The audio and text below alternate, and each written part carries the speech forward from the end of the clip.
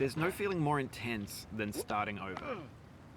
If you deleted your homework the day before it was due, as I have, or if you left your wallet at home and you have to go back after spending an hour in the commute. If you won some money at the casino and then put all your winnings on red but it came up black. If you got your best shirt dry cleaned before a wedding and then immediately dropped food on it.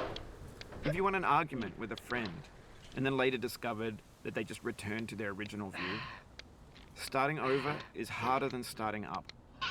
If you're not ready for that, like if you've already had a bad day, then what you're about to go through might be too much. Feel free to go away and come back. I'll be here. Alright, thanks for coming with me on this trip. I'll understand if you have to take a break at any point.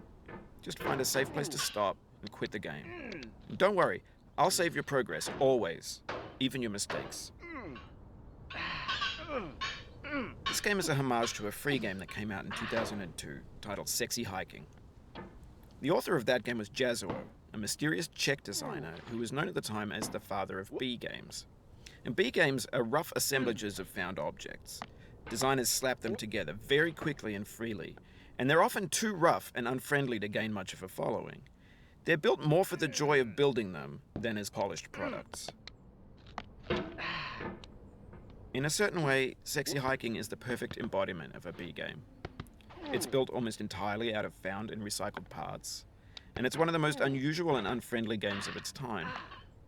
In it, your task is simply to drag yourself up a mountain with a hammer. And that act of climbing, in the digital world or in real life, has certain essential properties that give the game its flavor. No amount of forward progress is guaranteed. Some cliffs are too sheer or too slippery.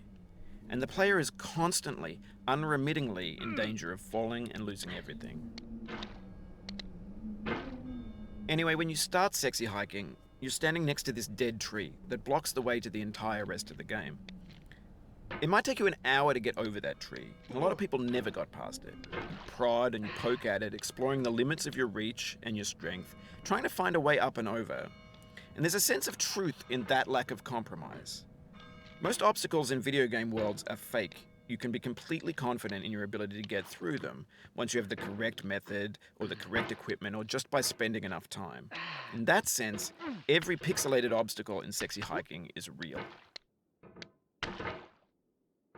The obstacles in Sexy Hiking are unyielding, and that makes the game uniquely frustrating. But I'm not sure Jazuo intended to make a frustrating game.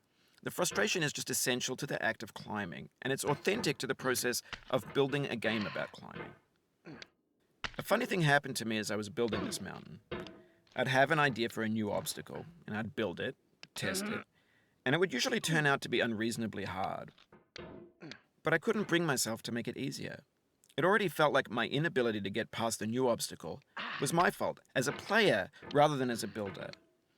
Imaginary mountains build themselves from our efforts to climb them, and it's our repeated attempts to reach the summit that turns those mountains into something real.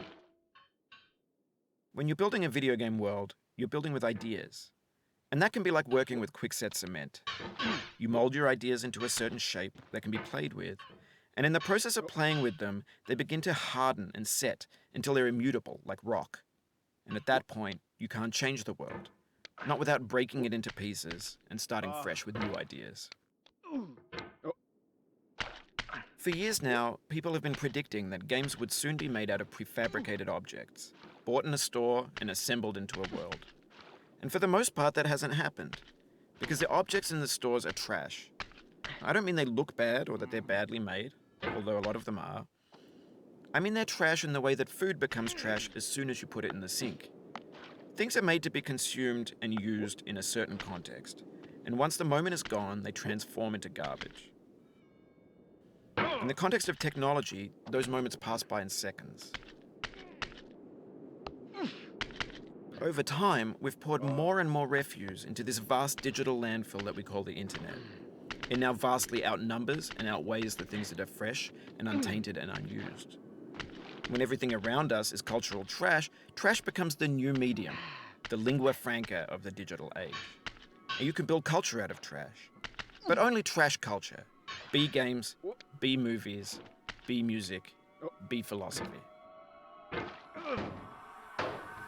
Maybe this is what digital culture is. A monstrous mountain of trash, the ash heap of creativity's fountain. A landfill with everything we ever thought of in it. Grand, infinite, and unsorted. There's 3D models of breakfast, Gen X's fanfic novels, scan magazines, green screen Shia LaBeouf, banned snuff scenes on LiveLeak. Facebook's got lifelike bots with unbranded adverts and candid shots of Kanye and Taylor Swift mashups, car crash epic failed GIFs, Russian dashcam vids, discussions of McRibs, discarded, forgotten, unrecycled, muddled, rotten, untitled. Everything's fresh for about 6 seconds, until some newer thing beckons, and we hit refresh. And there's years of persevering, disappearing into the pile, out of style, out of sight.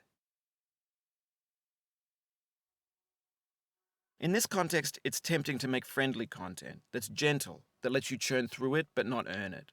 Why make something demanding if it just gets piled up in the landfill, filed in with the bland things?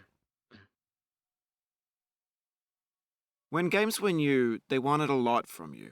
Daunting you, taunting you, resetting and delaying you. Players played stoically. Now everyone's turned off by that. They want to burn through it quickly, a quick fix for the fickle, some tricks for the click.